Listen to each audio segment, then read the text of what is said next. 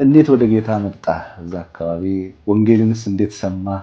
ወንጌል ሊያስከፍል የሚችለውን ዋጋ በኔ ልክ በኔ መጠን የተከፈለ ዋጋ ነው። ያንን ጊዜ እንዴት ታስታውሰዋለህ? ፊት ለፊት ናውጣ ብሎ ከዛ ተመልከቱት እስቲ አሁን ይሄ ሰው እንዲህ ቆንጆ ሆኖ የጌታ ልጅ ሆኖ ከረምቡላ ቢጫወት ያምርበታል። መሳሪያ ሁሉ ተተኩሶብህ ነበር ሲባል ሰምቻለሁ። ኦርቶዶክስ ከሆኑ ጋር ምንም ህብረት ምንም ግንኙነት አለመፍጠር ከኛ ጋር የሚፈጠር ግንኙነት ካለ ያው ከእድርም ከቤተ ክርስቲያንም ይባረራሉ። ወደ ጌታ ከመጣህ በኋላ ከፍተኛ ስደት እየደረሰብን የመጣው እንዴትስ ወደ አገልግሎት ገባ? ስለዚህ ወንጌል በጣም ይሄዳል፣ እኛም በጣም ዋጋ እንከፍላለን።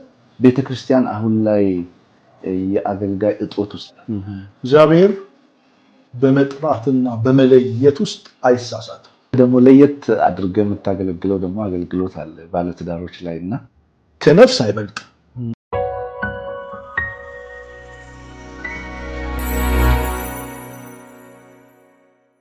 ሰላም ጤና ይስጥልኝ የሚዲያችን ቤተሰቦች እንደምን ቆይታችኋል? አገልጋይ ማስረሻ ነኝ። ዛሬ ለየት ያለ እንግዳ ይዤላችሁ ቀርቤያለሁ። ይህ እንግዳዬ ከከተማ እስከ ገጠር ዘልቆ ብዙ ለወንጌል ዋጋ የከፈለ እንዲሁም ደግሞ ከ40 ዓመታት በላይ ስኬታማ ትዳርን እየመራ ሰው ነው። በብዙ ውጣ ውረድ ውስጥ ያለፈና ብዙ ደግሞ ድሎችን የተጎናጸፈ ሰው ነው። እስከ መጨረሻው ድረስ አብራችሁን ከቆያችሁ ብዙ ታተርፋላችሁ፣ ብዙ ትማራላችሁ። አብራችሁን ቆዩ። ፓስተር እንኳን ደህና መጣክ። እንኳን ደህና ቆየች። ውድ ጊዜህን ዛሬ ሰተህን ከኛ ጋር ለመቆየት ስለመጣ በጣም ደስ ብሎናል። አመሰግናለሁ። እስቲ በዚሁ ብንተዋወቅ ተመልካቾቻችንም ቢያውቁ ማን እንደሆንክ፣ የት እንደተወለድክ። እኔ መጋቤ ደጀኔ ተስፋ ይባላለሁ። አሁን በሻሸመኔ አቦስቶ ሙሉ ወንጌል ቤተክርስቲያን ነው የማገለግለው በመጋቢነት። የትውልድ ቦታዬ እዚሁ ምዕራብ አርሲ ዞን ገደብ ወረዳ ሳሳ ከተማ ውስጥ ነው። እዛ ነው የተወለድኩት። በጣም ደስ ይላል ፓስተር። ዛሬ በጣም ብዙ ነገር እናወራለን፣ ጌታ ይረዳናል። እንግዲህ ገደብ ሳሳ አካባቢ በጣም ሙስሊም ኤሪያም ነው፣ ከባድም ነው እና እንዴት ወደ ጌታ መጣ? እዛ አካባቢ ወንጌልንስ እንዴት ሰማ? ያንን ጊዜ እንዴት ታስታውሰዋለህ?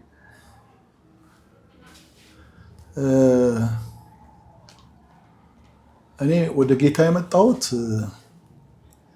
እህት ግምጃ ወርቁና ወንድም ክፍሉ ጣፋ የሚባሉ እህትና ወንድሞች አሉኝ፣ በጌታ ማለት ነው። እነሱ ወንጌልን በ1979 ዓመተ ምህረት መጨረሻ አካባቢ ወንጌልን መስክረውልኝ ነው።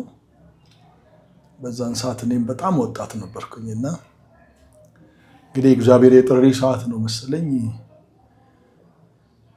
ብዙም እንትን አላረኩም። ቀጥታ ነው ያመንኩት፣ ወዲያው ነው ንስሐ የገባሁትና ወደ ጌታ መምጣቴ ይሄ በዚህ አይነት መንገድ ነው። እነሱ ናቸው ንስሐ ያስገቡኝ። ከዛ በኋላ ወደ ቅዱሳን ህብረት ተደባለኩኝ። ምናልባት ከዛ በኋላ አንዳንድ ታሪኮችን ሰምተናልና ወደ ጌታ ከመጣህ በኋላ አንዳንድ ያለፍክባቸው ነገሮች አሉ። የሆነ ጊዜም ለአገልግሎት ወጥተህ ይሁን አላውቅም ትነግረናለህ በኋላ እና መሳሪያ ሁሉ ተተኩሶብህ ነበር ሲባል ሰምቻለሁ።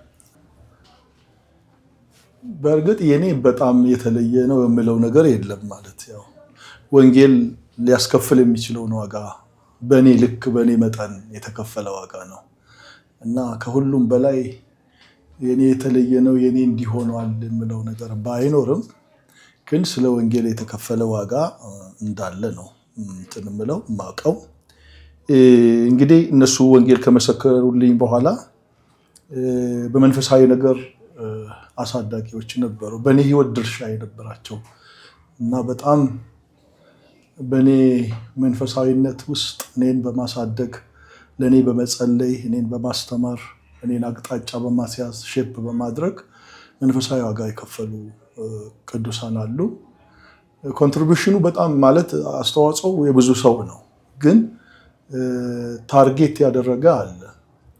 እኔ ወደ ጌታ ከመጣው በኋላ እነዚህ ሁለት ቅዱሳን ወገኖቼ ጌታን ከመሰከሩልኝና ንስሐ ከገባው በኋላ በመንፈሳዊ ነገር በመጸለይ በመከታተል በእያንዳንዱ የህይወት ምልልሴ ውስጥ መንፈሳዊነት ውስጤ እንዲያድግ በጣም ዋጋ የከፈለችው መምህር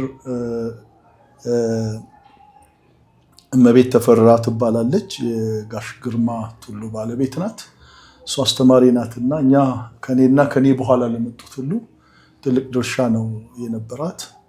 ከዛ በኋላ እንግዲህ የሚቀረውን በመንፈሳዊ ነገር ጥልቀት ኖሮኝ እንዳድግ እንደገና ደግሞ ከዓለም ፍጹም መለየት እንዲኖረኝ እግዚአብሔርን ቃል በየጊዜው በማስተማር የአሰላ ሙሉ ወንጌል ቤተክርስቲያን ዋና መጋቢ የነበሩት ጋቢ ታዬ ታከለ ትልቅ ድርሻ ነበራቸውና አሁን ሁሉም ወደ ጌታ ተሰብስበዋል። እህቴ እመቤትም የለችም፣ እሳቸውም ወደ ጌታ ተሰብስበዋል። እነሱ እንግዲህ በጣም በእኔ ላይ መንፈሳዊውን ነገር ኢንቨስት እንዳደረጉ በጣም አውቃለሁ። ከዛም ውጭ ደግሞ ከኔ ቀድመው ጌታን የተቀበሉ በጣም በጣት የሚቆጠሩ ቅዱሳን አሉ። እነሱም በጣም ትልቅ ድርሻ ነበራቸው። እንግዲህ ወደ ጌታ የመጣሁበት መንገድ ይሄንን የሚመስል ነው።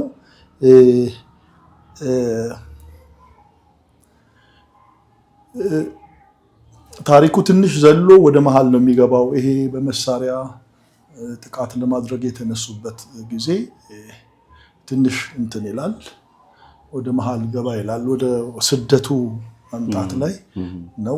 ወደ 80 ወደዛ ያሉት ዓመታት ውስጥ ነው። ከዛ በኋላ ከዚህ መንፈሳዊ ነገር በኋላ እኔ በተከታታይ ጌታን እንድከታተል እነዚህ ወገኖች ከረዱን በኋላ ብዙ አስቸጋሪ ነገሮች ነበሩብኝ። እኔ የማይቆረጡ ማለት እኔ ስፖርት ወዳለሁኝ፣ ኳስ ወዳለሁ፣ መረብ ኳስ በጣም ወዳለሁ፣ ከረምቡላ በጣም ወዳለሁ በዛን ወቅት። ስለዚህ እነዚህ ነገሮች ከውስጤ እንዲቆረጥ ከረምቡላ አለ እንዴ በዛ ዘመን? አለ። ፑል ነው የሌለው እንጂ ይሄኛውም አለ። እና እነሱን እጫወት ነበረ። በቃ ፍጹም እንዲቆርጥልኝ ዋጋ የከፈሉት እነሱ ናቸውና እኔ አንድ ቀን አስታውሳለሁ ከአሰላ ሙሉ ወንጌል ጋር ወንጌላዊ ዘርፉ የሚባል ሰው መጥተው ጾም ጸሎት ላይ ነበሩና እኔ እስከ 5 ሰዓት ከረምቡላ እጫወት ነበረ። ከዛ ረፍዶብኝ መጣሁ። ፊት ለፊት አስቀመጡኝ። በዛው ልመለስልና ተቀመጣሉኝና አስቀመጠኝ። ከዛ ሌሎቹ በመንፈሳዊው ዓለም ውስጥ ነው ያለሁት፣ እኔ ገና የከረምቡላ ኳኳታ ውስጥ ነው ቆይቼ የመጣሁትና ቁጭ ብዬ ፊት ለፊት ሰውየውን ማየት በፍጹም አቃተኛ አገልጋዩንና ወደ ታች አጎንበሼ ነበር። ከዛ ሳላውቀው በጣም አላበኝ፣ በጣም ከሚፈልገው በላይ አላበኝ። እዛ ሰው ጋር ዘርፉ ጠራኝና ቆሞኝ እስቲ ተመልከቱት ይሄ ሰው ቆንጆ አይደለ ይሄ ልጅ አለ። አው ቆንጆ ነው፣ በጣም ቆንጆ ነው ብለው አሉት። ግን አሁን እስቲ ተመልከቱ ስለ ጨለማና ስለ ብርሃን ከተናገረ በኋላ ብርሃን ከጨለማ ምን ንብረት አለው? ክርስቶስ ከቤልዮር ምን መዛመድ አለው? ምናምን እያለ ነው በዛን ወቅት። እንግዲህ አሁን ነው በደንብ ቃሉም እየገባኝ የመጣውና እዛ አቆመኝ አውጥቶ ፊት ለፊት ናውጣ ብሎ ከዛ ተመልከቱት እስቲ አሁን ይሄ ሰው እንዲህ ቆንጆ ሆኖ የጌታ ልጅ ሆኖ ከረምቡላ ቢጫወት ያምርበታል ብሎ ህዝቡ ፊት ተናገረ። ከዛ ሁሉም የሚያቆም አሉ ወገኖቼ፣ ሁሉም አያምርበትም። በዛ አላበኝ እንደማንቀጥቀጥ አደረገኝ። በዛ የኳስና የከረምቡላ የምናምን በቃ በላብ ወጣ ሳይጮህ እና በጣም የሚገርም ነገር ነው። ህብረቱ በጣም ጠንካራ ነው። በዚህ አይነት ሁኔታ ነው እንግዲህ እየጠነከርኩ የመጣሁት። እንግዲህ ይሄ ነው የማይረሱ ደግሞ ልዩ የሆኑ ትዝታዎች በዛ ውስጥ ጥለው ነው እኔ ውስጥ ያለፉትና በወንጌል ስራ ውስጥ እንግዲህ የአሳሳ ሙሉ ወንጌል ቤተክርስቲያን እንደ ቸርች ፎርም የተደረገችው ከ78 ዓመተ ምህረት ወዲህ ነው። ከዛ በፊት መልክ አልነበራትም፣ ማለት ድርጅታዊ መዋቅር አልነበራትምና ሰዎች ይመጣሉ፣ ህብረት ያደርጋሉ። ሙሉ ወንጌል የለም፣ መሰረተ ክርስቶስ የለም፣ መካነ ኢየሱስ የለም። በዛ ዘመን ደግሞ በጣት የሚቆጠሩ ትንሽ 10-15 ሰዎች ቢኖሩ ነው እንጂ ብዙም የሉም። በዛ ላይ ነው እንግዲህ እኔ ተጨምሬ የመጣሁትና ከዛ ጊዜ ወዲህ ነው እንግዲህ ቤተክርስቲያኒቷ መልክ የያዘችው። በ80 መጀመሪያ አካባቢ 81 አካባቢ ይመስለኛል፣ ዓመተ ምህረቱን በትክክል መናገር ባልችልም በኮሚቴ መልክ ተዋቅሮ እዛ ኮሚቴ ውስጥ እኔም ነበርኩኝና እንደ መሪነት እና እዛ ኮሚቴ ውስጥ ሆነን እግዚአብሔርን የመንግስት ወንጌል በጣም ነው የምንሰራው። የግል ስራዎቻችንን ትተን ነው ሁሉ የምንሰራው። ስለዚህ እዛ ውስጥ እያገለገልን ያለን ነው ከፍተኛ ስደት እየደረሰብን የመጣው።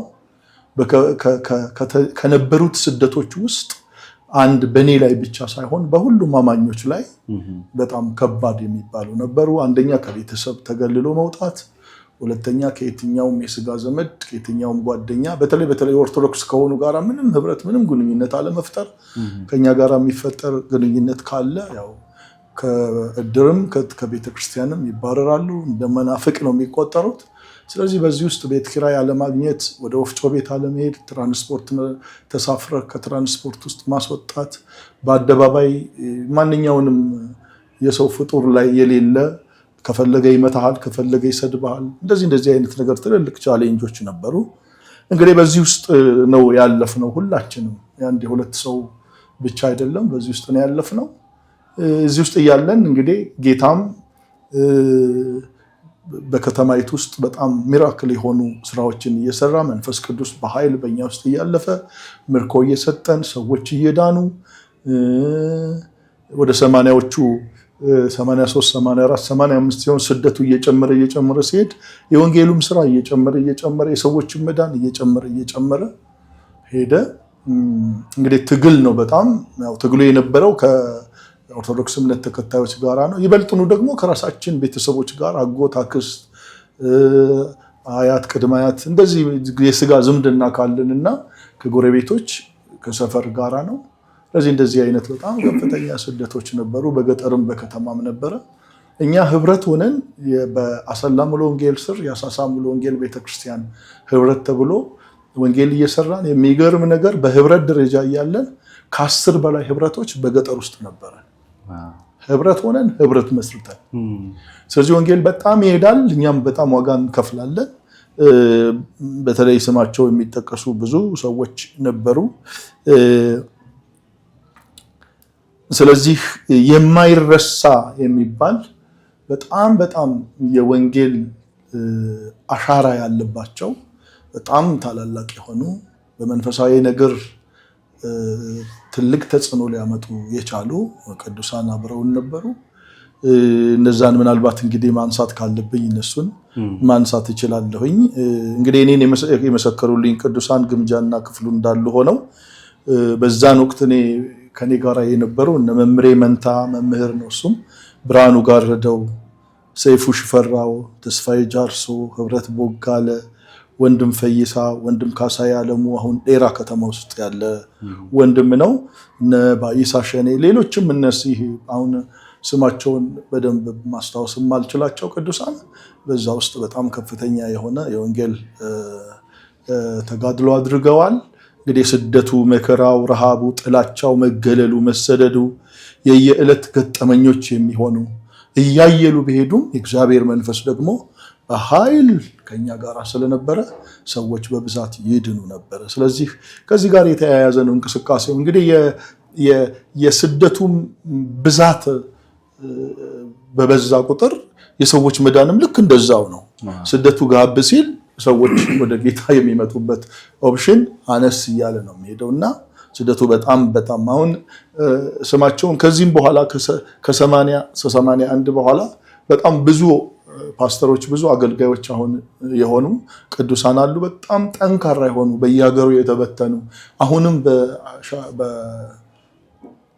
በአሳሳ ሙሉ ወንጌል ቤተክርስቲያን በአገልግሎት ያሉ ፓስተሮች አሉ። እነዚህ ሁሉ የስደቱ ተካፋዮች ነበሩና በዚህ ስደት ውስጥ እያለ ነው እንግዲህ የተክሱም ነገር የመጣው።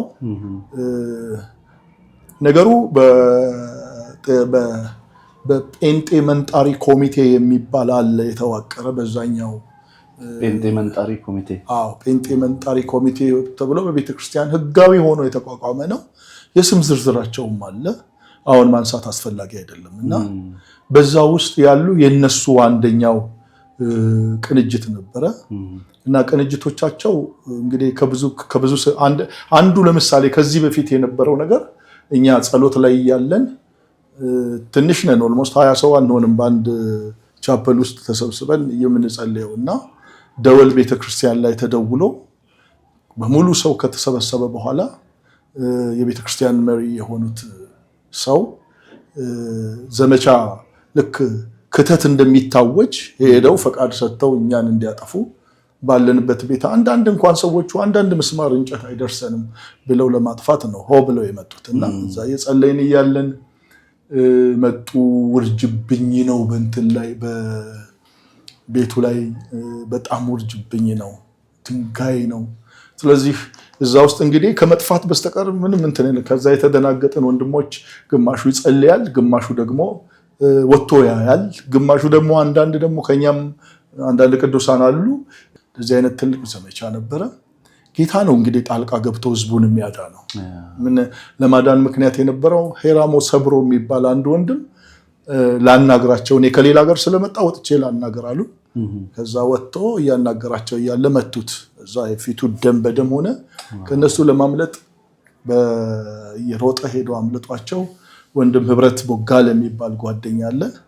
እሱ ቤት ነበርና እሱ ጋር ሄዶ ምንም ሰው አልተረፈም፣ ቅዱሳን ሁሉ ተንብለዋል ብሎ ነገረው። እሱ ደግሞ እኔ ቅዱሳን ከጠፉ ሌላ ምን እድል ፈንታ አለኝ ብሎ ተነስቶ ወጥቶ መጣ። እንግዲህ የሱ ጣልቃ ገብነት ነው ህዝቡንም መበተን የቻለውና ህዝቡንም መበተን የቻለው በዛን ወቅት መሳሪያ ነበረ። መሳሪያ ይዞ መጥቶ ተኩስ ወደ ሰማይ እየተኮሰ ወደኛ ተቀላቀለ። ከዛ በኋላ ያው ተበተኑ። መንግስትም ወደዚህ መጣ። በዛ ምክንያት ቅዱሳን መዳን ቻሉ። ከዛ በኋላ ነው እንግዲህ እኔ ቤት ላይ አይነት ነገር የተፈጠረው ነገር አሁንም እዛው ኮሚቴ ላይ አቀደም ምልህ ኮሚቴዎች ያው አንዳንድ ሰዎች እንዲገደሉ የራሳቸውን ውሳኔ አድርገው ነበርና በዛን ወቅት አሁን በነገራችን ላይ ከኮሚቴውም የቀረ የለም፣ ሁሉም በህይወት የሉም። ሁሉም እዛ ኮሚቴ ውስጥ የነበሩ በህይወት የሉም። እና ያ ነገር ከተከሰተ በኋላ ያደረጉት ነገር ያው እኔ ቤት ላይ አንድ ሰው ድንጋይ እንዲወረውር፣ ድንጋይ ከወረወረ በኋላ ቤቱን እንዲመታ በምሽት እኔ ደግሞ ድንጋዩን ሰምቼ ስወጣ በመሳሪያ እንድመታ ነው ውሳኔ የተደረገው። ይሄንን ውሳኔ በጣም የምወደው ጓደኛዬ ወንድሜ በዛን ወቅት ወደ ጌታ አልመጣም ነበርና በወንጌል ቃል በጣም ያኔም ውስጡ የተነካ ነበረ። ፓስተር መለሰ ወየሳ ይባላል። ፓስተር መለሰ ወየሳ ነው መልእክት ልኮ እንዲህ አይነት ነገር አለና ራሳችሁን ጠብቁ አለን። ያው እኛ ጸልየን ለመተኛት ሞከርን፣ እንቅልፍ የለም። መብራት አጠፋን። ምናል የራሴው ዘመዶች የሆኑ አሁን የደረስንባቸው የራሴው ዘመዶች የሆኑና አንዳንድ ደግሞ ተቀጣሪዎች መሳሪያ ይዘው መጥተው ከአንድ ሁለት በላይ መሳሪያ ይዘው መጥተው ቤቱንም አጥሩንም በክላሽ ጥይቱ እስኪያልቅ ድረስ ተኮሱ። በሩን መቱ። በመስኮትም ገባ፣ በበርም ገባ። ግን እግዚአብሔር ታማኝነቱ ብዙ ነው፣ ከለላውም ትልቅ ነው። እኛ ከእንቅልፋችንም ማለት ከተኛንበትም አልተነሳንም። እዛ የሚችሉትን ነገር አድርገው ተነስተው ሄዱ። ጠፍ ጨረቃ ስለነበረ ወተን ለማየት ሞከርን። እኛው የምናውቀው ሰው የተተኮሰውን ጥይት ቀለሃ እየሰበሰበ ነበርና በእንደዚህ አይነት ሁኔታ ነው ያንን ዓመት ያለፍነው። ወደ ቤት ነው ቀጥታ የተኮሰው። ቀጥታ አጥሩ ላይ፣ ቀጥታ ደግሞ መኖሪያ ቤት ላይ ነው። ቀጥታ በሩ ላይ በበሩ የገባ በዚህኛው ግድግዳ ነው የወጣው። አዎ፣ ስለዚህ ከፊት ለፊት የገባው ከጀርባ ነው ጥይቶቹ የወጡት። ይሄ ነበረ። ይሄ ቢሆንም እኛ ምንም እንትን አላልንም። ከዛ ታናሽ ወንድሜ ያለ ፓስተር እንዳለ ተስፋ ይባላል ከባለቤቴ ጋር ሆነው ቤተዘመድ ጠርተው ጉዳዩ የሚፈልጉት እሱን ነው፣ እሱን አሁን ወደ ሸኙልን የሚል ነገር አደረጉ። በጣም ግድ አሉኝ። እኔ እንግዲህ ለነሱ ትቼ ወደ አዳማ ሄድኩኝ።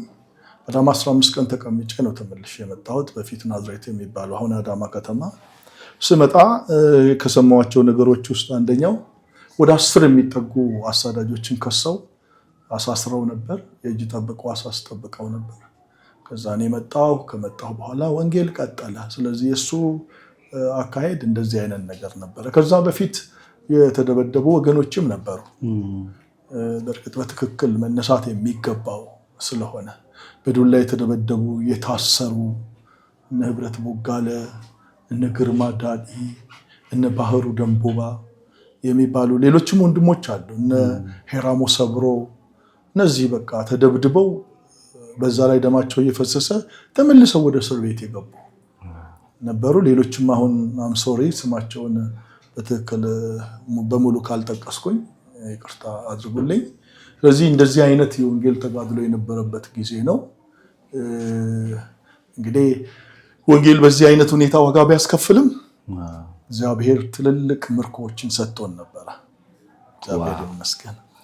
ውድ ተመልካቾቻችን በጣም መሳጭ ታሪክ ነው እየሰማን ያለነውና የእግዚአብሔር መንግስት መጽሐፍ ቅዱሳችን ውስጥም ስንመለከት በመከራ ውስጥ ነው ሰፍታ ዛሬም የደረሰችውና አሁንም ቆይታችሁ ከኛ ጋራ ይሁን እያልኩኝ ፓስተር የዛኔ እንደዚህ ሙሉ ጊዜን ሰተህ ነበር የምታገለግለው ወይስ እንዴት ነበር? እንዴትስ ወደ አገልግሎት ገባ? እኔ ባለፈው ቅድም እንደነገርኩህ ከኮሚቴ መሪነት ነው የጀመርኩት። ህብረት ላይ ያለ ኮሚቴ ነበር። ከተወሰኑ ዓመታት በኋላ የኮሚቴም ሰብሳቢ ሆንኩኝ። ከዛ በኋላ አጥቢያ ወጥተን ሁለቱን ተርም በሰብሳቢነት ካገለገልኩ በኋላ ነው ያረፍኩት። በእነዚህ የአገልግሎት ዘመን ውስጥ እኔ የግል ስራ ነው የምሰራው እንጂ የሙሉ ጊዜ አገልጋይ አልነበርኩም። ግን የሚገርም ነገር በዚያ ዘመን የነበሩ ሁሉ የሚያገለግሉት እንደ ሙሉ ጊዜ አገልጋይ ነው። ሙሉ ሰዓታችንን ሰጥተን ነው የምናገለግለው። ባለቤቴ በንግድ ስራ ላይ ነው ያለችው። እኔም በእርሻ ስራና እርሻ ነክ በሆኑ ስራዎች ላይ እንቀሳቀሳለሁ። ስለዚህ ያኔ ከፉል ታይም ያላነሰ እንቅስቃሴ ነው የምናደርገው። እንግዲህ 2000 ላይ ነው እኔ ወደዛ የመጣሁት። የሚገርመው ነገር ግን ከዛ በፊት እረኛ እንደምሆን እንደገና ደግሞ በቤተክርስቲያን የሙሉ ጊዜ አገልጋይ እንደሆን ጌታ እንደጠራኝ በብዙ መንገድ እግዚአብሔር ይናገረኝ ነበር። አንድ ለራሴ ይናገረኝ ነበር፣ ሁለት ደግሞ በቅዱሳን ወንድሞቼ በኩል እግዚአብሔር መንፈስ እያሳሰባቸው ይነግሩኝ ነበር። ትልልቅ ኮንፈረንሶች ስለምናደርግ በሚመጡ አገልጋዮች ሁሉ ሳይቀር እግዚአብሔር መልእክቱን ይነግረኝ ነበር። እኔ ግን ፈቃደኛ አልነበርኩም። ፈቃደኛ ያልሆንኩበት የየራሴ ምክንያት አለ። ጥሪውን ቮይድ ለማድረግ ሳይሆን ራሴ በዛን ወቅት መረዳቴ የወቅቱ መረዳቴ እንደዚህ ስላልነበረ ነው። እና እኔ መልስ ባልሰጠው ቁጥር ነገሮቼ ስራዎቼ እንደ ኢኮኖሚ የተለያዩ ነገሮቼ ከማደግ ይልቅ እየከሱ ከመስፋት ይልቅ ደግሞ እያነሱ እና ያው እንግዲህ የተጠራ ሰው ባህሪ ብዙ ነውና በተጠራ ሰው ውስጥ ለጥሪው ምላሽ አለመስጠት ትልቅ አደጋ አለው። እና ምናልባት ይሄን ነገር የሚሰሙ ቅዱሳን አንድ ነገር ልነግራቸው ፈልጋለሁ። እግዚአብሔር በመጥራትና በመለየት ውስጥ አይሳሳትም። ሰላም ጤና ይስጥልኝ። ይህ የዋርካ ኪንግደም ሚዲያ ነው። ዋርካ ኪንግደም ሚዲያ መቀመጫውን በሻሸመኔና እንዲሁም በአዲስ አበባ አድርጎ ብዙ ሰዎችን እየጋበዘ ታሪኮቻቸው ለዓለም እንዲሰማ እያደረገ ያለ ሚዲያ ነው።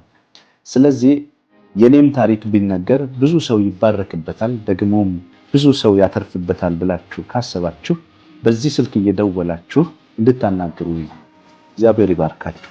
ሰፊ መንገድ አለ፣ እዛ ብዙ ሰው ይሄዳል እና የተወሰነ ፐርሰንት እምነቴ በጣም ወረደ። ሰው ወደ ጸሎት መመለስ አለበት። በእድሜያቸው ወጣት የሆኑ ሳይ ታዳጊ የሆኑ ሳይ እንዴት ደስ እንደሚለኝ በቃ እነሱ ላይ ትልቅ ሪሶርስ ነው የሚታየኝ። በዚህ ዘመን የዚህ ዘመን ወጣት መሆን ቀላል አይደለም።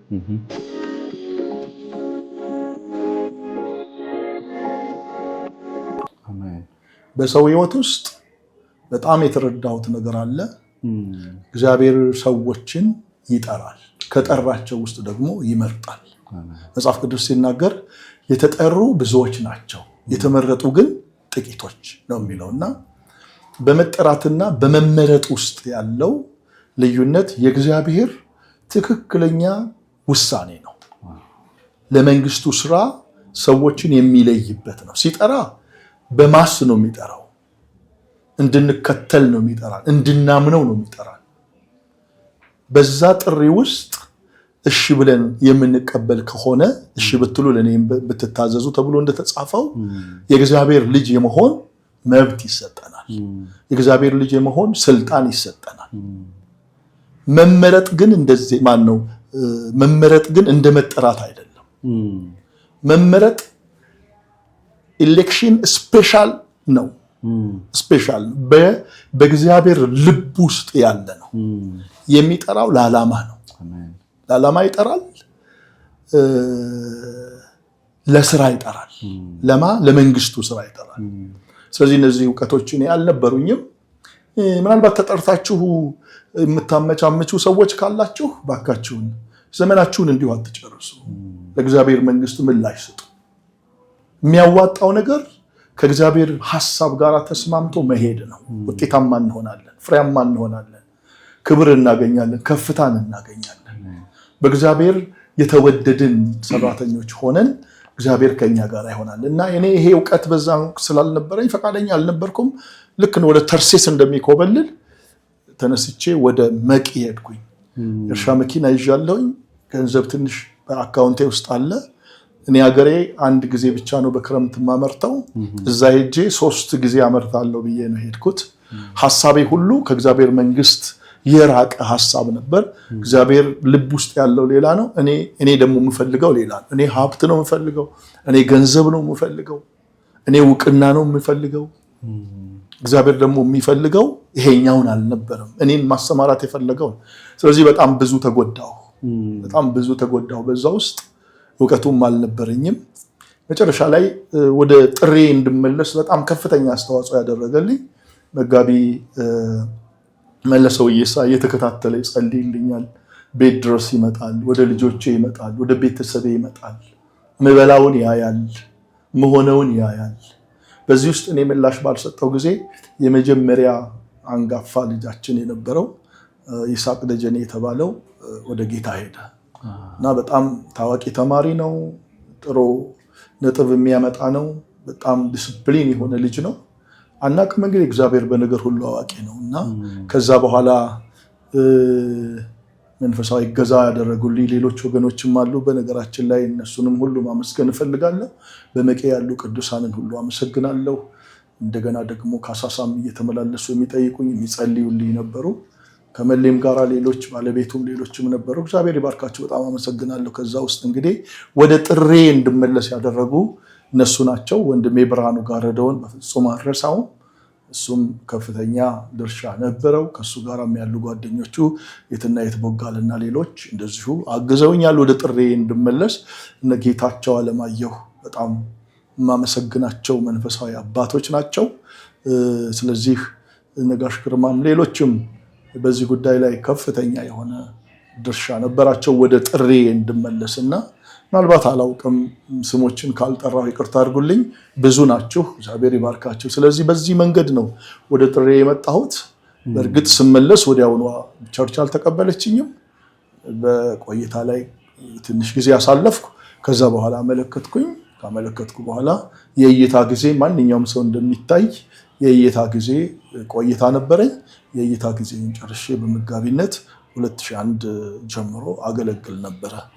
ስለዚህ 2001 ወደ ቀጥታ ወደ ስምሪት ነው የገባሁት። በኋላ ደግሞ ተጸልዮልኝ ነው የቆየሁት እና የኔ ወደ አገልግሎት መምጣት ይሄንን ነበር የሚመስለው። በጣም የሚገርም ታሪክ ነው ፓስተር። ይሄን ነገር እኔም በህይወቴ አስታውሰዋለሁ እና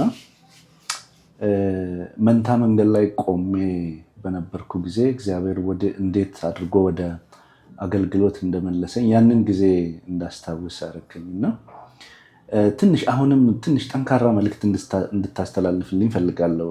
ይሄን ሚዲያ ለሚመለከቱ ሰዎች አሁን ቤተክርስቲያን ውስጥ ስናይ እግዚአብሔር ረድቶን እንግዲህ ብዙ አገልጋዮችን እናገኛለን። የቤተክርስቲያን መሪዎችንም የማግኘት እድሉ አለንና ቤተክርስቲያን አሁን ላይ የአገልጋይ እጦት ውስጥ ያለች ይመስላልና መለስ ብለን ደግሞ ስንመለከት ብዙ ሰዎች እግዚአብሔር ጠርቷቸው ኑሮን በመፍራት የቤተክርስቲያን ደሞዝ ጥቂት የመሆንን ነገር በመፍራት እንደው መንታ መንገድ ላይ የቆሙ ሰዎችን አሁንም እኔ የማውቃቸውም አሉና ለነዚህ ሰዎች እንደው አሁንም እንደው ጠንከር ያለ መልእክት ብታስተላልፍልኝ እግዚአብሔርን ማገልገል እሺ ማለት ምን አይነት በረከት እንዳለው መልእክት ብታስተላልፍልኝ ደስ ይለኛል። ቅድም እንዳልኩት ጥሪ መለኮታዊ ጥሪ ነው፣ ከእግዚአብሔር ዘንድ የሚሰጥ ነው። እንዳለመታደል ሆኖ የኢትዮጵያ ወንጌላውያን አብያተ ክርስቲያናት ለተጠራ ሰው የምታደርገው ነገር አናሳነት አለው። እንደውም ትኩረት አልባ ነው። እንዴት ይኖራል የሚለው ሳይሆን እንዴት ያገለግላል የሚለው ነው ብዙ ጊዜ ኢቫሉዌት የሚደረገው።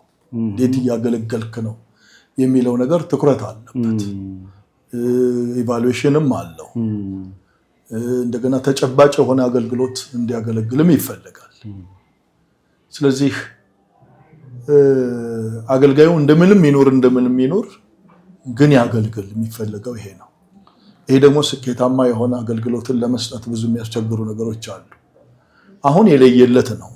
አሁን የለየለት በጣም ከባባድ የሆነ እንኳን አገልጋይ ቀርቶ ሌላውም በንግድም ዓለም በሌላውም ትልልቅ ፋይናንስ ውስጥ ያሉ ሰዎች ለመኖር የሚቸገሩበት ጊዜ ነው ይሄ ጊዜ ማለት ነው። ግን እኔ ለተጠሩ ሰዎችና ለሚፈሩ ሰዎች በጣም ጌታ ካስተማረኝ አንዱ ነገር የሚያኖረው ጠሪ ነው እንጂ ቤተክርስቲያን አይደለም። የምንመጣው የቤተክርስቲያን ሽማግሌን ወይንም ፓስተሩን ወይንም መሪረኛውን ወይንም ሌላውንም አካል ተማምነን አይደለም የምንመጣው ጠሪውን ተማምነን ነው።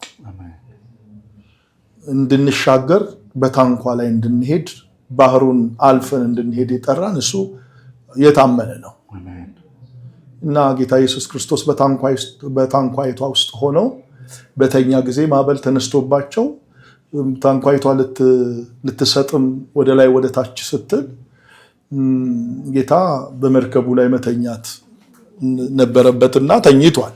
እሱ እንግዲህ ፈቃዱ የሱ ስለሆነ ተኝቷል። በዛ ነውጥ ውስጥ እንቅልፍ ሊመጣ አይችልም። በዛ ነውጥ ውስጥ እንግዲህ የሞትና የመኖርና ያለመኖር ጉዳይ ነው። ስለዚህ በጣም መጨረሻው ላይ ሲደርሱ ከቁጥራቸው ውስጥ ውጭ ሲሆን ቀሰቀሱት። ስንጠፋ ለምን ግድ አይልህም? ይሄው ማዕበሉን የምታየው ነው። እንደተነሳ ማዕበሉን አይደለም እነሱን የገሰጸ ይመስለኛል። እናንተ እምነት የጎደላችሁ ነው ያለው። ወይም ባህሩን ገሰጸው። ከገሰጸው በኋላ ያለውን ነገር ሁሉ ተናገራቸው። ስለዚህ መርከባችን ልትናወጥ ትችላለች። መርከባችን ልትጋጭ ትችላለች። መርከባችን ወደ ላይ ወደ ታች ልትል ትችላለች። መርከባችን ምግብ አልባ ልትሆን ትችላለች። መርከባችን ፋሲሊቲ የሌላት ሊሆን ይችላል። የዕለት ነገሮች ላይኖሩባት ይችላል። ግን በዛችሁ በተጎሳቆለችው መርከብ ላይ ጌታ አለ። አሜን። በዛችሁ በተጎሳቆለችው መርከብ ላይ። ስለዚህ የጠሪውን ጥሪ ብንሰማ ነው እንጂ የሚያዋጣን የስጋን ድምጽ መስማት አይደለም የሚያዋጣን። ምክንያቱም ጠሪው ራሱ ሰማይና ምድርን የፈጠረ ጌታ ነው እና ለሱ እኮ 2 ዓሳና 5 እንጀራ በቂው ነው ለሱ እሱ እንትን ካለው። ስለዚህ እኛ ታምነን ለሱ ጥሪ ምላሽ ስንሰጥ እንዴት እንደሚያኖረን እንዴት እንደሚያስኬደን እንዴት ነገሮችን በእኛ ህይወት እንደሚያደርግ አደራረጉ የሱ ስለሆነ ለሱ ነው የምንተው።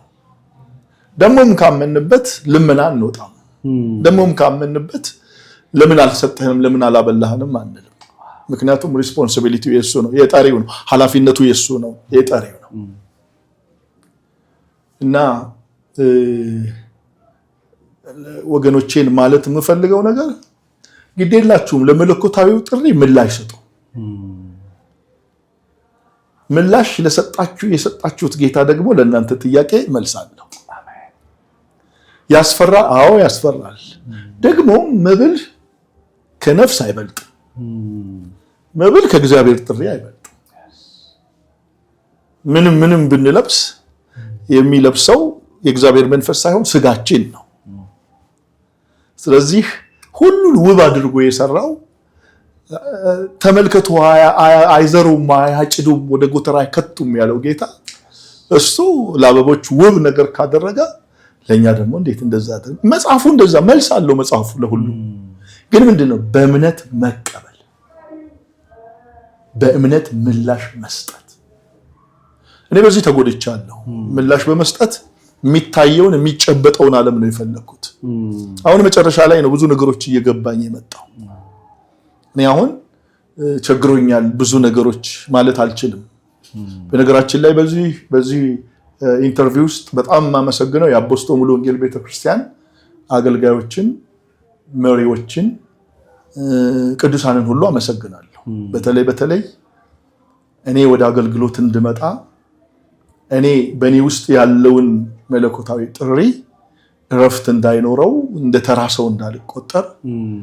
እኔ ውስጥ ያለው ነገር ምላሽ እንዲያገኝ ከኔ ጋር የቆሙ ቅዱሳን አሉ በአቦስቶ ሙሉ ወንጌል ቤተክርስቲያን ፓስተር ሰለሞን ደላው በጣም አመሰግናለሁ እግዚአብሔር ይባርክህ ሌሎችም አብረው ያሉ ወንጌላውያን አሉ አገልጋዮች አሉ መጋቢያን አሉ መሪዎች አሉ ሁሉንም መጥቀስ ባልችልም ይሄ አሁን የምናገረው ነገር እንዲገባኝ ትምህርት ቤት እንድገባ ካደረጉ አንዱ ወገኖቼ እነሱ ናቸው አሁን ገብቶኛል እኔ ለምን ይሄ እናገኘው ለምን ያንን አጣሁ አልልም ስለዚህ ጠሪውን ስናከብር ተጠሪው ከጠሪው ጋር አብሮ ይመጣል ጠሪው ነው መከበር ያለበትና ቀን ሳያልፍ ጊዜ ምሽት ላይ በጣም የሚቆጭ ነገር አለ እኔ ምስክር ነኝ ያለፈው አመታት የሚቆጩ ነገሮች አሉ ያለፈው አመታት በጣም የሚቆጩበት ሁኔታ አለ ስለዚህ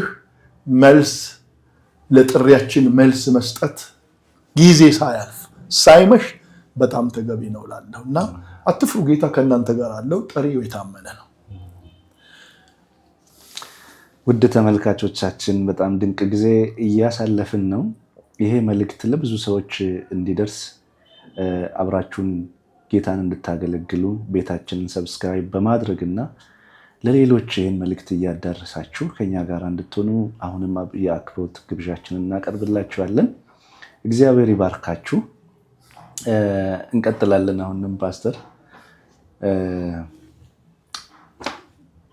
በጣም እየተነካው ነው በምስክርነት በጣም ደስ ብሎኛል እንግዲህ ከዛ ዋጋ መክፈል በኋላ ወደ አገልግሎት መጣ በጣም ደስ ይላል እግዚአብሔር አምላክ የተባረከ ይሁን አንድ ደግሞ ለየት አድርገ የምታገለግለው ደግሞ አገልግሎት አለ ባለትዳሮች ላይና እስቲ ስለሱ እናንሳ ሸክሙ እንዴት መጣ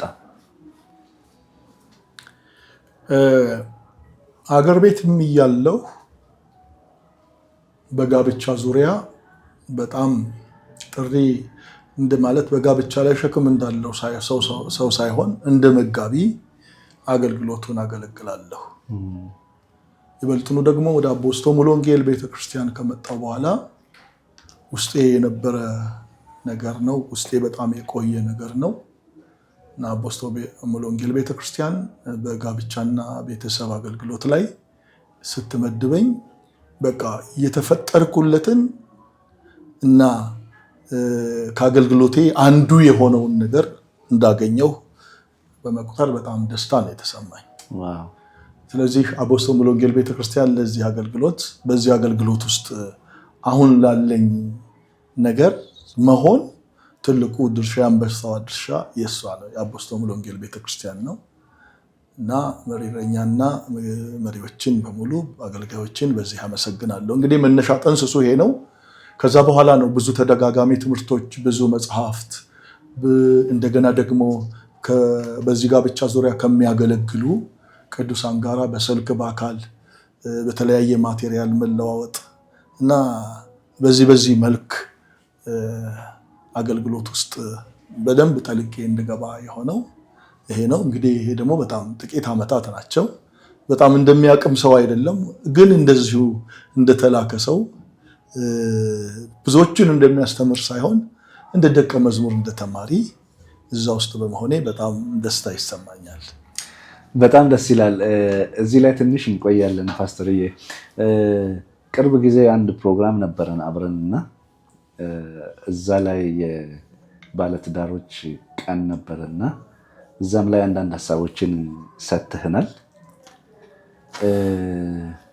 በትዳርህም 40 ዓመት ነው የቆየኸው። ብዙ ጊዜ አሁን ቤተክርስቲያን ውስጥ በጣም በሚያስደነግጥ ሁኔታ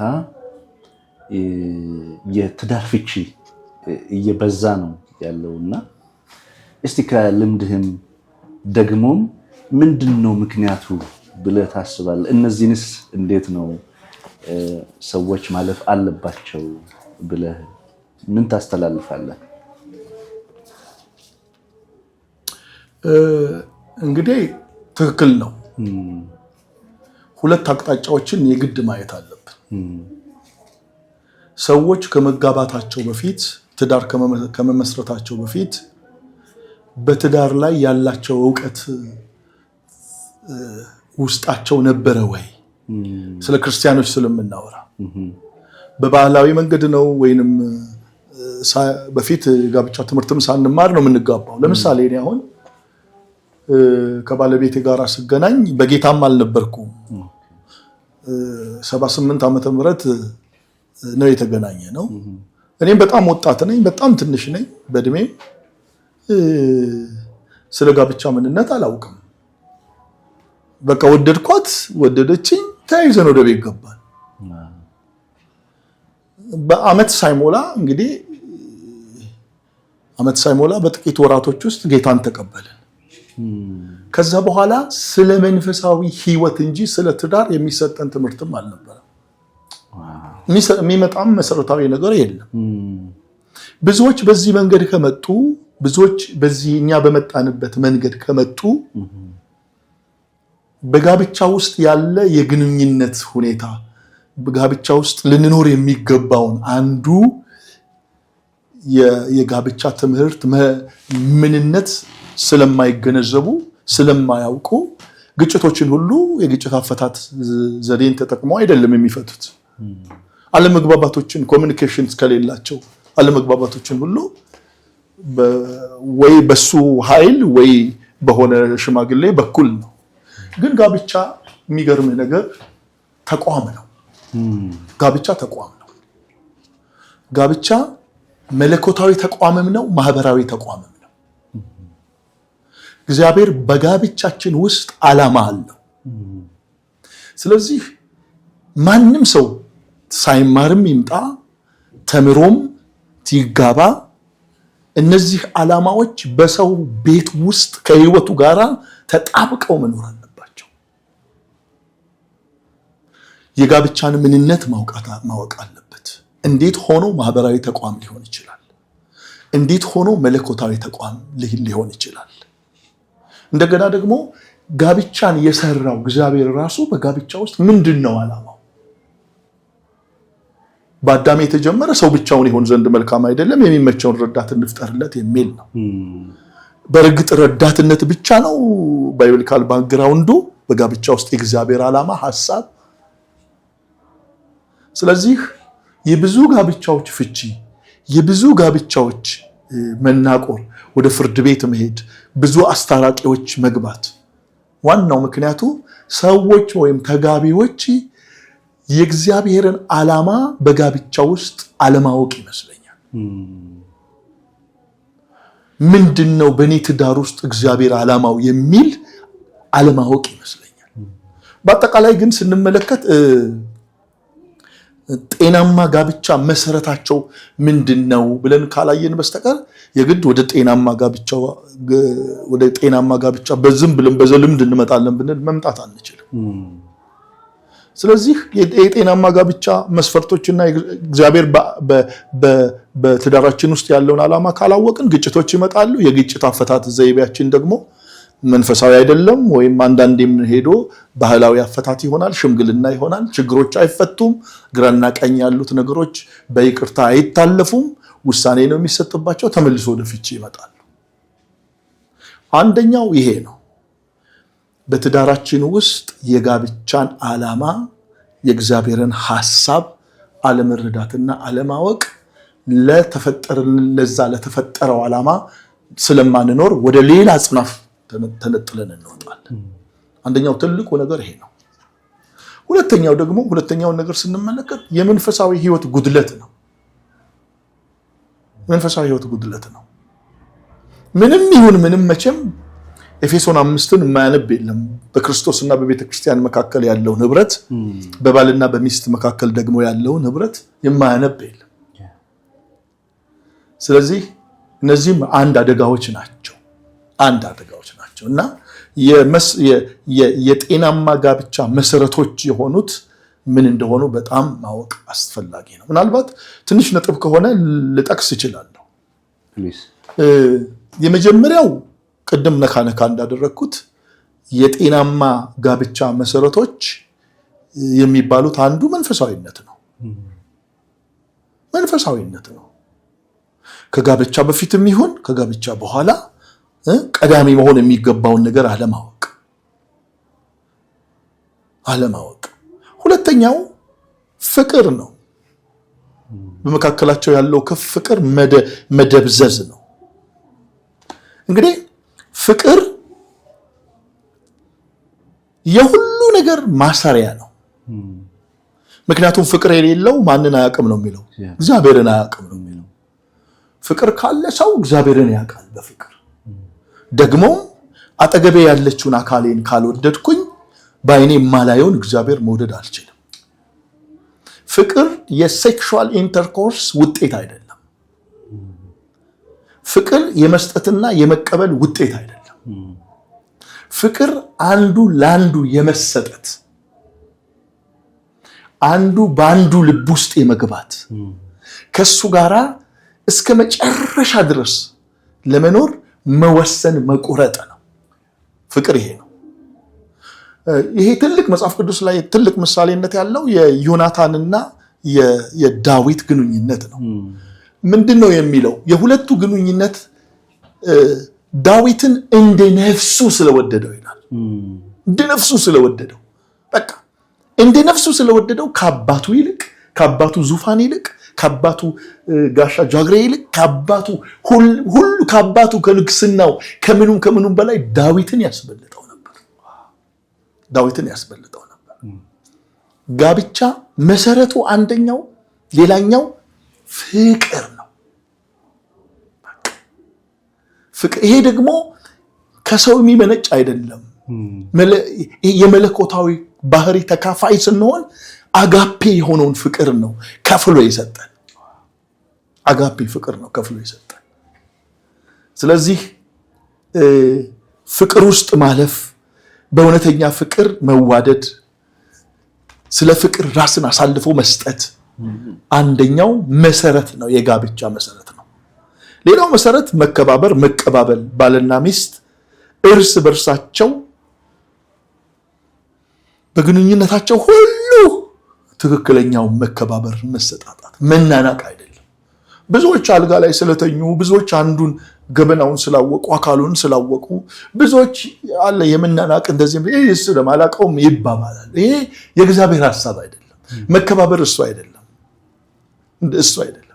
የሚገርም ነገር በፍቅር ውስጥ ሴትን ሚስትን እንደ ነፍሱ አድርጎ ምን ያድርጋት? እንደ ራሱ ስጋ አድርጎ ምን ያድርጋት ነው?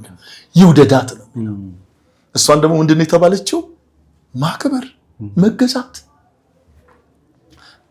ስለዚህ የሐሳቡ ጥልቀት ያለው ነው። አራተኛው ብዙ የግጭት ምክንያት የሆነው በጥናትም የተረጋገጠው ተግባቦት ነው። እንዴት እንደምንግባባ እናውቅ። ተግባቦት የሰው ሁሉ ማሰሪያ ነው። በተግባቦት ውስጥ 3 ቁልፍ ነገሮች አሉ። መናገር አለ፣ ማዳመጥ አለ፣ መረዳት አለ። ይሄ ተግባቦቶች ዋና ነገር ነው። አንድ ሰው ዝም ብሎ የሚናገር ከሆነ ንግግሩ ስሜታዊም አይደለም፣ ይሄ ካምሮም የፈለቀ አይደለም። መናገር ስላለበት ዝም ብሎ የሚናገር ነው። ግን መንፈሳዊ ነገር እንደሱ አይደለም። መንፈሳዊ ነገር በተለይ በትዳር ውስጥ የመናገር ጥበብን ማወቅ አለብን። እንዴት እንደምንናገር። ለዚህ ነው መጽሐፍ ቅዱስ ንግግራችሁ በጨው እንደተቀመመ የሚለው። ዝም ብሎ በአፋችን የመጣውን ሁሉ መልቀቅ ሳይሆን ሌላውን ሰው ሊያንጽ፣ ሌላውን ሰው ሊገዛ፣ ሌላውን ሰው ሊያቆም፣ ሌላውን ሰው ሊገነባ የሚችል የተቀመመ ቃል። ይህን ስል ደግሞ የማባበያ ቃል አይደለም። ይህንን ሊሰጥ የሚችል መንፈስ ቅዱስ ብቻ ነው። በቃ የመናገር ጥበብ አስፈላጊ ነው እንጂ እኔ ባለቤቴን መናገር ስለምችል አንቺ አይደለም። እሱ አይደለም። በኮሚኒኬሽን ውስጥ ያሉት አንዱ የሚናገርበትን፣ ሁለተኛው አዳማጩ ደግሞ ተናጋሪው የሚናገረውን ነገር ከልብ መስማት፣ ሁለተኛው ቁልፉ ነገር ደግሞ ሳይተረጉሙ በሱ ልብ ያለውን ሐሳብ ብቻ መረዳት። አሃ እንዲህ የምትለው እንዲህ ስለሆነ እንዲህ የሚለው ይሄን ማለት ስለፈለገ ነው የሚል መረዳት የለም። እንዲህ የሚባል መስማት የለም። እንዲህ የሚባል ማዳመጥ የለም። ስለዚህ ትልቁ ድርሻ የተናጋሪውም ነው የሰሚውም ነው። ሁለተኛው ደግሞ ሰሚው አንደርስታንድ የሚያደርግበት የራሱ የሆነ የንግግር አቀባበል፣ ሚስቱን የሚቀበልበት ጀመርሽ እንግዲህ አይነት ነገር አይደለም። በሷ ውስጥ ያለውን መልእክት፣ በሷ ውስጥ ያለውን ቁም ነገር ማድመጥ ማለት ነው። ሌላው ታማኝነትና እውነት ስለሌለ ነው ሰው ፍቺ የሚያደርገው። አይተማመንም ሰው።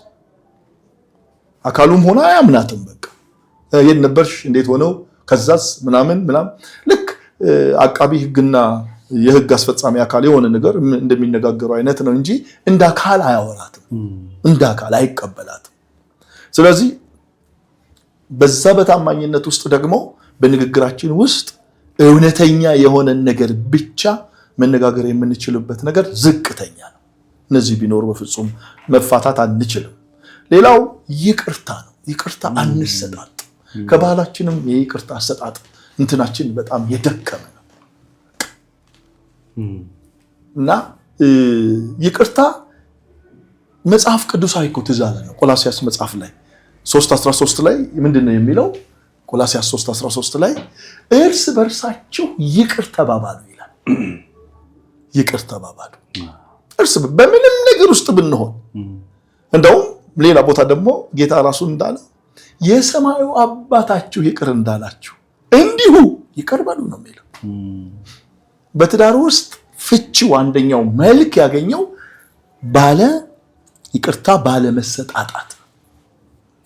ይቅርታ ባለመሰጣጣት። ብዙዎቹ በቃ ትቼዋለሁ ይላል እንጂ በቃ እኔ መተሳስቻለሁ ይቅርታ የኔ ባለቤት አይሉ። እሱም አይልም እሷም አትልም። ይሄ ከባህል የወረስነው ነው። ይሄ ደካማ የሆነው ባህላችን ያመጣብን ነገር ነው። ሌላው መንፈሳዊ መሰረት የለንም። ፍቻችን የአንድ ቤት ቁልፉ መንፈሳዊነት ነው። መንፈሳዊነት ከፈረሰ ስጋዊነት ነው ያለው።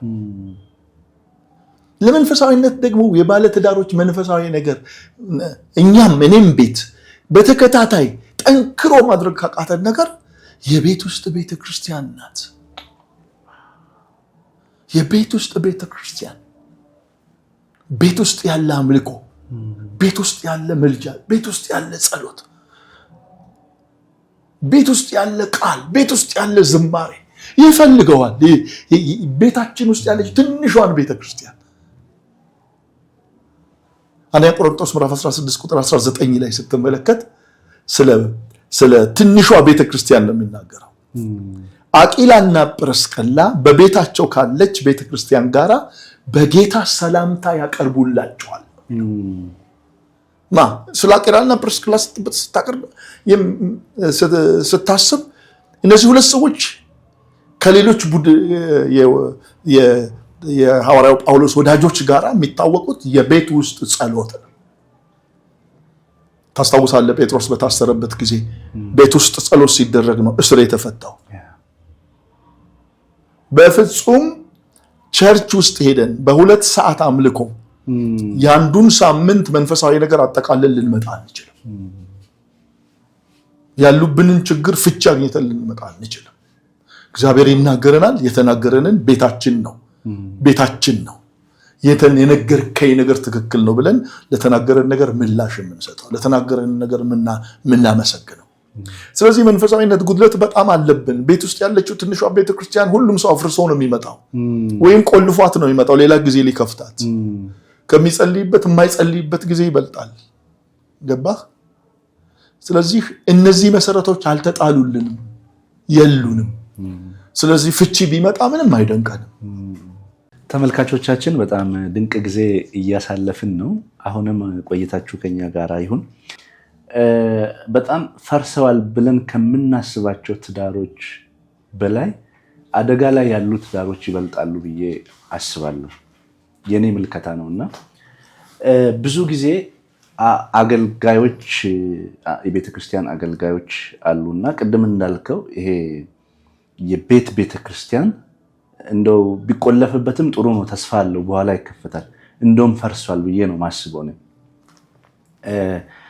ብዙ ጊዜ አገልጋዮች ሌሎችን ማገልገልን አንደኛ ያደርጋሉ። ቤት ውስጥ ያለውን ነገር ግን እኔ ሁለተኛ የሚሆን ሶስተኛ አላቅም፣ ግን ትኩረቱ በጣም ሚዛኑ ያለው ውጭ ባለው አገልግሎት ላይ ነውና ይሄን ነገር እንዴት ነው ሚዛኑ አስጠብቆ አንድ አገልጋይ ቤቱንና ቤተክርስቲያንን ማገልገል የሚችለው? እንዴት ነው ሚዛንን ማስጠበቅ የሚችለው? እንዳልከው በጣም ከባድ ነው። ምንድነው ደጋግሜ አንስቼዋለሁ፣ በፊትም አንስቼዋለሁ። ሌሎችን ለማገልገል፣ ሌሎችን ለማነጽ፣ ሌሎችን ለመገንባት ነው የምንሄደው የሙሉ ጊዜ አገልጋዮች። ለቤታችንም ትኩረት እንድንሰጥ ቤተክርስቲያን ትኩረት የምትሰጠን አይመስልንም። ምክንያቱም እኛ ብዙ እንደ ሙሉ ሰው ነው የምንታየው። የሆነ ነገርም ከተፈጠረ እንዴ እሱ አገልጋይ አይደለም እንዴ ቤቱን ሳያገለግል ነው እንዴ? እኔ አስታውሳለሁ የሚገርም ነገር አሳሳያለሁ። 12 ሰዓት ሌሊት ቁርስ ሳልበላ ምን ሳልል የሙሉ ጊዜ አገልጋይ አይደለሁም። ሌሊት ሰብሳቢ ስለሆንኩ ቸርች ሄዳለሁ። ቸርች ሄጄ ተመልሼ 4 ሰዓት ወይ ምናምን የሆነ ሰዓት ተመልሼ ወደ ቤት እመጣለሁ። የሆነ ቦታ ደግሞ እንሄዳለን፣ የሆነ ሰው እናገኛለን። ወደዚህ ልክ እንደዚህ እያደረግን ወደ ሙሉ ጊዜ አገልግሎት ከመጣው በኋላ ይሄው ነው የሆነው። ሌሊት ወጣለሁ፣ ቁርሳችንን በየካፌው እንበላለን፣ ምሳችንንም ከተቻለ እንበላለን፣ ካልተቻለ በብዙ ጉዳዮች ተጠላልፈን በብዙ የህዝብ አገልግሎቶች እንትን ብለን ነው። ቤት ማታ ላይ ሲሆን ባለቤቴም ከስራዋ ትመለሳለች። አብረው እዛ ቤት የሚኖሩ ልጆችም አሉ ማለት ሰራተኞች አሉ፣ እነሱም አብረው ይመጣሉ። ቡና ተጥዶ ፈልቶ። ሰላም ጤና ይስጥልኝ። ይህ የዋርካ ኪንግደም ሚዲያ ነው። ዋርካ ኪንግደም ሚዲያ መቀመጫውን በሻሸመኔና እንዲሁም በአዲስ አበባ አድርጎ ብዙ ሰዎችን እየጋበዘ ታሪኮቻቸው ለዓለም እንዲሰማ እያደረገ ያለ ሚዲያ ነው። ስለዚህ የኔም ታሪክ ቢነገር ብዙ ሰው ይባረክበታል፣ ደግሞም ብዙ ሰው ያተርፍበታል ብላችሁ ካሰባችሁ በዚህ ስልክ እየደወላችሁ እንድታናግሩ እግዚአብሔር ይባርካችሁ። ሰፊ መንገድ አለ፣ እዛ ብዙ ሰው ይሄዳል እና የተወሰነ ፐርሰንት እምነቴ በጣም ወረደ። ሰው ወደ ጸሎት መመለስ አለበት። በእድሜያቸው ወጣት የሆኑ ሳይ ታዳጊ የሆኑ ሳይ እንዴት ደስ እንደሚለኝ በቃ እነሱ ላይ ትልቅ ሪሶርስ ነው የሚታየኝ። በዚህ ዘመን የዚህ ዘመን ወጣት መሆን ቀላል አይደለም።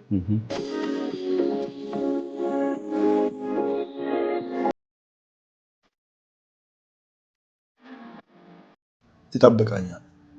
እኔ እንደሚጠብቀኝ ራትም ተዘጋጅቶ ይጠብቀኛል። እኔ ከማንኛውም ስብሰባ ከማንኛውም አገልግሎት እስከመጣ ቤተሰብ በሙሉ ቁጭ ብሎ ቴሌቪዥን እያየ ሳይወዱ በግድ የሚያንቀላፋ ይጠብቀኛል። ከዛ ከጠበቀኝ በኋላ ልክ እንደመጣው ደህና ናችሁ እንደምናችሁ ፕሮግራም በስቶብኝ ምናምን እላለሁ። ይቅርታም የለም ምንም የለም። ምክንያቱም ቤቴን እንደማገለግል አላስብም። ትውልዴን ባለቤቴን እንደማገለግል አላስብም። ስለዚህ እዛ ቶሎ ብዬ ሄጄ ቢጃማ ቀይራለሁ። ተመልሼ ወደ ሽንት ቤትም ወዴትም ከሄድኩ በኋላ ተመልሼ ሄጄ ሶፋ ላይ ቁጭ እላለሁ። ልክ ቁጭ ብለው እነሱ ከኔ ጨዋታ ይፈልጋሉ። እነሱ ከኔ የቤተሰብ የሆነ ነገር ከኔ ይጠብቃሉ። እንደተቀመጥኩ ወዲያውኑ 12 ሰዓት የወጣሁኝ እንግዲህ የገባሁት 2 ሰዓት ሊሆን ይችላል። እንደተቀመጥኩ ወዲያውኑ እንቅልፍ ይዘኛል ወዲያው እኮ ምንም ትንሳ ቤተሰብ እራትም ቀርቡ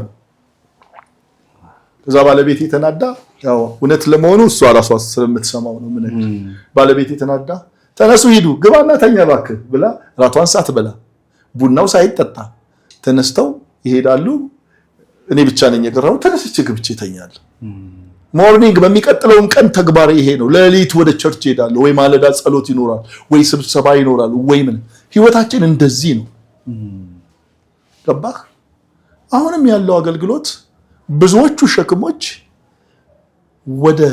ወደ አገልጋዮች ፎከስ ያደረጉ አይደሉም ወደ ምእመን ነው በመሰረቱ ደግሞ አገልጋይ ካልተመገበ አገልጋይ ካላረፈ አገልጋይ ጊዜ ካልተሰጠው በጣም የሚያስቸግር ነው ቶሎ ሰርተን ስራውም ሲያልቅ እኛም ማልቀን ቦታ መልቀቅ አለብን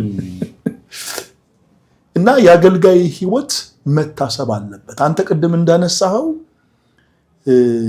መሪዎች የቤተክርስቲያን መሪዎች ስለ አገልጋዮቻቸው ማሰብ አለባቸው ገንዘብ ነክ ብቻ አይደለም በገንዘብ መልስ መስጠት ብቻ አይደለም የሚያርፍበት የሚጸልይበት ራሱን የሚያነጽበት ትክክለኛ ረፍት ደግሞ ጠርተው ራሱ ጠርተው ጸልይ እስቲ እንድትጸልይ በጣም እንፈልጋለን አንተ ውስጥ ያለው ነገር እንዲደበዝዝ አንፈልገው ጸልይ የሚያስፈልገው ነገርኛ እናሟላለን ጸልይ ብለው ደግሞ ለጸሎት መጋበዝ አስፈላጊ ነውና ሁሉ ሰው አገልጋይን ይጠብቃል ነገር ግን አገልጋይን የሚያነጽ የለም ስለዚህ ወዳጄ እሱ ይመስለኛል ክፍተቱ እስቲ አሁን በዚሁ ላይ ትንሽ እንቆይና አንድ ጊዜ የገጠመኝን ነገር ልንገርህ ስልጤ ውስጥ ነው ያው እኛ በአገልግሎት ብዙ እንሄዳለንና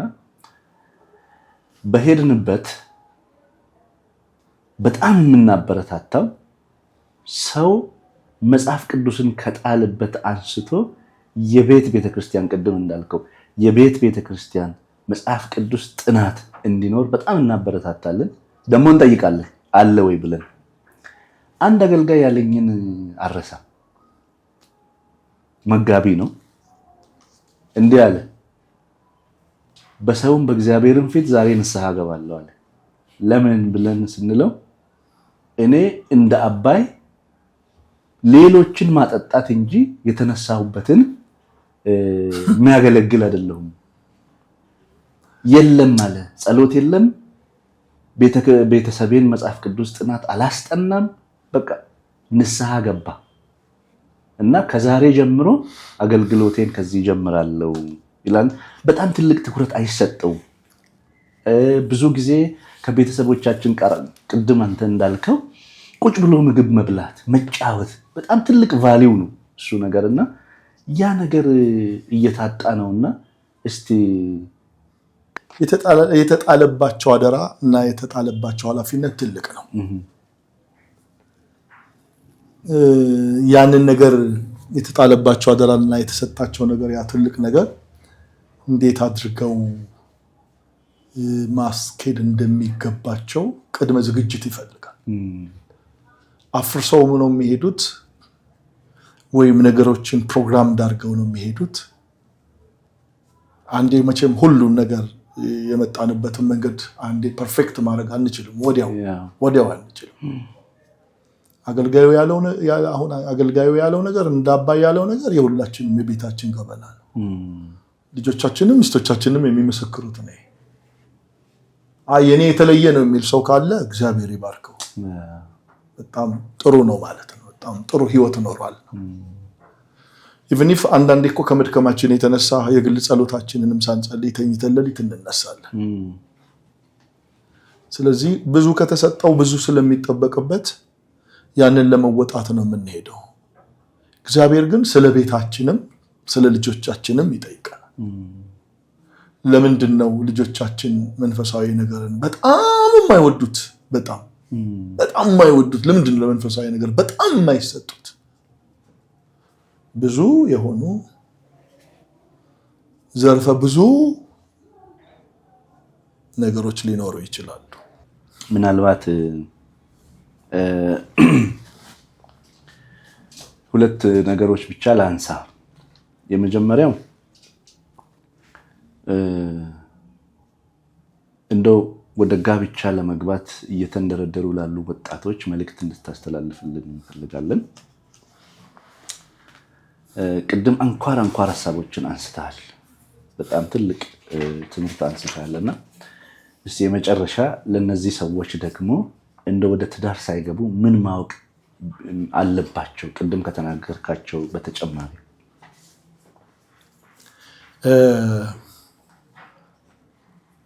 እንግዲህ ላላገቡ ወጣቶች ይመስለኛል ያገቡት ያው ባነሳነው በጋብቻ ህይወት ውስጥ ያሉ ነገሮች ይመለከታቸዋል። ያላገቡትን ይመስለኛል። እንግዲህ መጀመሪያ ወጣቶች ማወቅ የሚገባቸው ከሁሉ በፊት ጋብቻ የእድሜ ልክ ጥምረት ነው። የእድሜ ልክ ነው። የእድሜ ልክ ጥምረት ነው። መጀመሪያ ላይ እንደተናገርኩት ጥምረቱ ደግሞ የማይቋረጥ ነው። ሞት እስኪለየው ድረስ ነው።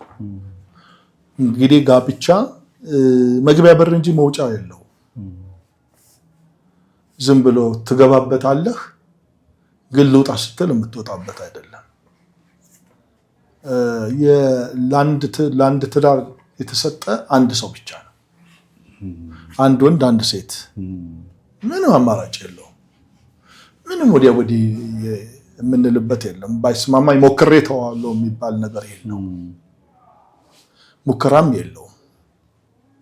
ሌላው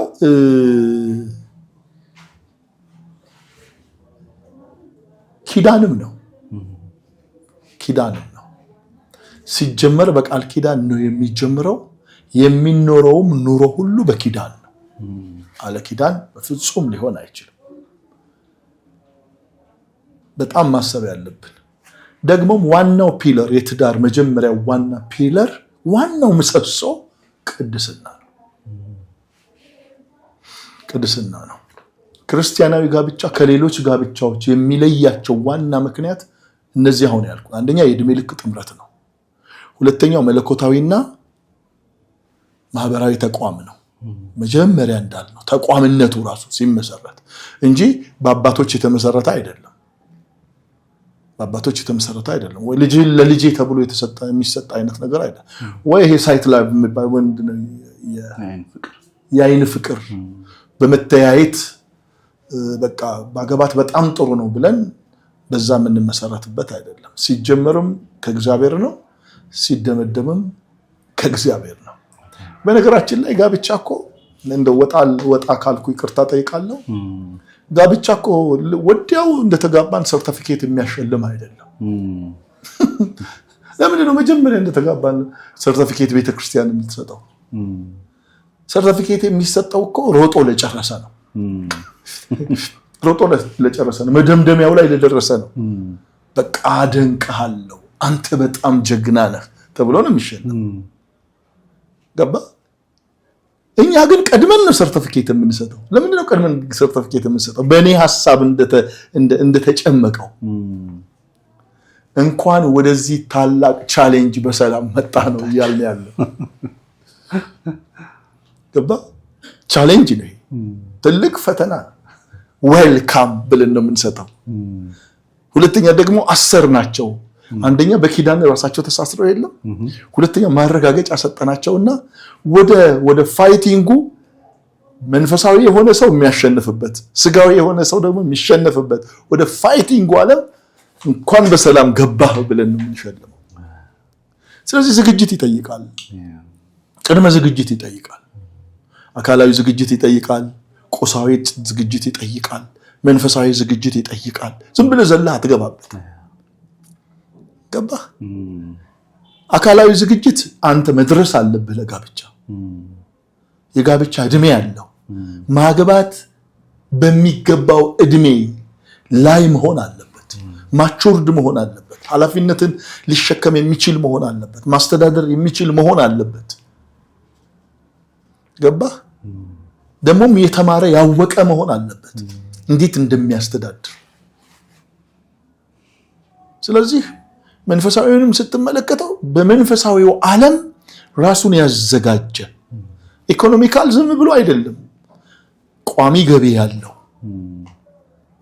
በራሳቸው ልክ ትዳራቸውን ሊያኖሩ የሚችሉ ሊመሩ የሚችሉ የዕለት ነገራቸውን ሊያካሂዱ የሚችሉ እንደ ሀብታም ሳይሆን እንደተሰጣቸው ልክ እግዚአብሔርን ያመሰገኑ በዚያ ልክ በቋሚ ገቢ የሚተዳደሩ ይሄ የባል ኃላፊነት ብቻ አይደለም እሷም መስራት አለባት በቃ ያሁን ወጣቶች ደግሞ ታውቃለህ በደንብ መርጠው ነው የሚያገቡት ስለዚህ ሲመርጡ በዚህ ምርጫ ውስጥ ምን አለው ነው ምን አለሽ የሚለው ደግሞ ከሱም ይመጣል ስለዚህ ዝግጅት ያስፈልጋል በመንፈሳዊ ዝግጅት ውስጥ ማንን ላግባ የሚል ጥያቄ አለ ማንን ላግባ የሚል አለ እግዚአብሔር ይሰጣል ሰጪው እግዚአብሔር ነው እንዴት ይሰጣል ራሱን የቻለ ትምህርት ነው ወደ ልብ እንዴት ያመጣል ራሱን የቻለ ትምህርት ነው ስለዚህ ወጣቶቻችን ማወቅ የሚገባቸውን ሰክነው ነው አውቀው የሚገቡበት ምንም ልምምድ ምንም ትሬኒንግ የለው ምንም መንፈሳዊ ነው በቅድስና ነው የሚጋቡት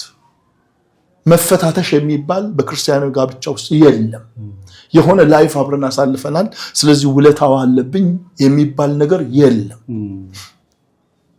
ምክንያቱም አዳም ፈትሾ አልተቀበለም አዳም ስጦታ ነው የተቀበለው ስጦታ ነው ደግሞ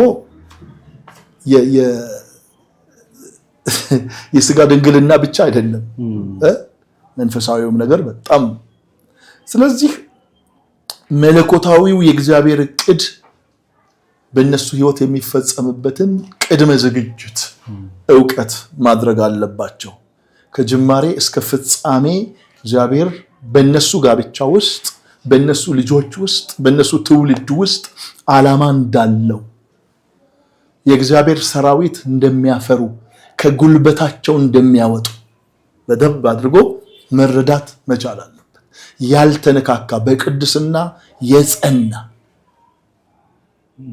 እነዚህ በጣም ወሳኝ ነገሮች ናቸው ከዚህ ሌላ ደግሞ ሚስት ወይንም ባል ከእግዚአብሔር ለመቀበል ሁለቱም ዝግጁ የሆኑ መሆን አለባቸው ስለዚህ ለወጣቶች ጠቅለል አድርጌ የምሰጠው ነገር ክርስቲያናዊ ጋብቻ የራሱ የሆነ አካሄድ አለው የራሱ የሆነ የእግዚአብሔር ቃል መርህ አለው ከመርህ ያፈነገጠ አይደለም ከማግባት በፊት እነዚህን ነገሮች በደንብ መረዳት ደግሞ መማር ውሳኔ ላይ ከደረሱ በኋላ ደግሞ ማቆየት አይደለም ወደ ቤተክርስቲያን ማድረስ ቤተክርስቲያን ተገቢውን ነገር እንድታደርግላቸው እንድታስተምራቸው እንድትመራቸው እንድትመክራቸው አስፈላጊውን ነገር ፋሲሊቴት እንድታደርግ ወደ ቤተክርስቲያን መጠጋት ወደ ቤተክርስቲያን ራስን መግለጥ አለመሰወር አለመደበቅ ምክንያቱም በተደበቁ ቁጥር ሌላ ልምምዶችና ሌላ ነገሮች ይመጡብናል ስለዚህ ይሄንን ማድረግ በጣም ያስፈልጋል ወጣቶች በጣም በዚህ እግዚአብሔር ይሄን በሚያደርጉ ላይ ሁሉ በረከት እንደሚያመጣ እርግጠኛ ነኝ አሜን ውድ ተመልካቾቻችን በጣም ድንቅ ጊዜ እያሳለፈን እንገኛለን ከፓስተር ጋር ፓስተር ጥያቄዎችን ጨርሻለሁ ብዙዎችን በብዙ መልክ መልሰሃልና እንደው የመጨረሻ መልእክት ካለ የመጨረሻ መልእክትህን ታስተላልፍና እንሰነባበታለን እሺ በመጨረሻ ማስተላለፍ የምፈልገው ነገር ከኔ ጋራ የነበሩ የእግዚአብሔር ሰዎችን ማመስገን እፈልጋለሁ እግዚአብሔር ይባርካችሁ ማለት እፈልጋለሁ በሚታይም በማይታይም መንገድ እኔን የደገፉኝ ከኔ ጋራ አገልግሎቴን ህይወቴን መላው እኔነቴን በመከታተል እዚህ እንድደርስ ያደረጉአሉ በአሳሳም ብዙ ወገኖች አሉኝ እዚህም ሻሸመኔ ላይም ብዙ ወገኖች አሉ ስለዚህ እነሱን ጌታ ይባርካችሁ ማለት እፈልጋለሁ ወንድሜ ታሪኩ ወንጌላዊ ታሪኩ ዲባን እንደገና ደግሞ ፓስተር ላኮን እንደገና ፓስተር ተሰማ ረጋሳን እንደገና ብዙ ናቸው ቤተክርስቲያን ማብሬ የማገለግላቸው በሙሉ አሉ 10 የሙሉ ጊዜ አገልጋዮች አለ ከ10ሩ አንደኛው እኔ 10ኛ ነኝ 9 አሉ 9ኙም በኔ ድርሻ አላቸው እህቶችም ድርሻ አላቸው በጣም ብዙ ናችሁ ጌታ ይባርካችሁ ብድራታችሁ ከእግዚአብሔር ዘንድ ነው እና እግዚአብሔር ይባርካችሁ ማለት እፈልጋለሁ። በዚህ ላይ የመጨረሻ ማሰሪያ የማደርገው ጌታ ኢየሱስ ክርስቶስ ይመጣል። በጣም በቅርብ ይመጣል። እውነት የምነግራችሁ ነገር ጌታ ሲመጣ ልጅ አይቷል። ቤተክርስቲያን እያመለከ እያለ የ12 ዓመት ልጅ ነው እያለቀሰ ነው ይነገራል። እና ታሪኩ በጣም ብዙ ነው፣ መመስከር አሁን አልፈልግም። ግን አሁን አነሳሳኝ፣ በሱ ውስጥ የመጣው መልእክት እኔንም አነሳሳኝ። ወገኖች ዘመን አልቋል። አሁን ሙሽራውን የምንቀበልበት ጊዜ በቅርብ ነው። ስለዚህ ሌላ የሚከብደንን ነገር ሁሉ ትተን ወደፊት እንዳንሄድ የሚቸግረን ነገር ሁሉ ትተን ጌታን መጠበቅ አለብን። በጸሎት በምልጃ እንደገናም ደግሞ ወደ ግራም ወደ ቀኝም በማየት ነገሮቻችንን በመፍታት እግዚአብሔር የሚፈልገው ነገር ውስጥ ሆነን ጌታን መጠበቅ አለብን። ማራናታ እያል ስለዚህ ጌታ ይመጣል፣ ነገር ሁሉ ይጠቀለላል፣ ጊዜው ቅርብ ነው። ጌታ ኢየሱስ ይባርካችሁ። አመሰግናለሁ። ፓስተር ውድ ጊዜህን ሰጥተህ በዚህ ከኛ ጋር ስለቆየ እጅግ አድርገን እናመሰግናለን። ተመልካቾቻችን የዛሬውን ፕሮግራም እዚሁ ላይ ጨርሰናል። ስለተከታተላችሁን እናመሰግናለን። ሳምንት ደግሞ ከሌላ እንግዳ ጋር እንመጣለን። እግዚአብሔር ይባርካችሁ። እግዚአብሔር ይባርካችሁ። እናንተንም አመሰግናለሁ።